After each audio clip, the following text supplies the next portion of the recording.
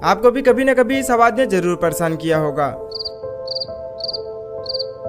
लेकिन हम में से ये बात बहुत ही कम लोगों को पता है कि झिंगुर ये आवाज अपने मुंह से नहीं बल्कि अपने शरीर से निकालता है। देखो ये है झिंगुर और ये है उसके 4 पंख, जिसमें से 2 पंखों के ऊपर ऐसे धारदार आकार के प्लेक्ट्रम होते हैं, तो वहीं बाकी के 2 पंखों पे छोटे छोटे दांतों के आकार का एक स्ट्रक्चर मौजूद होता है। और जब ये इंसेक्ट अपने ही प्रजाति के किसी फीमेल को देखता है तो उसे अट्रैक्ट करने के लिए अपने पंखों को आपस में रगड़ने लगता है, और आपस में पंखों के रगड़ने की वजह से ही इस तरीके की आवाज क्रिएट हो पाती है। वैसे आप में से कितनों को लगता था कि ये आवाज इंसेक्ट अपने मुंह से निकालता है?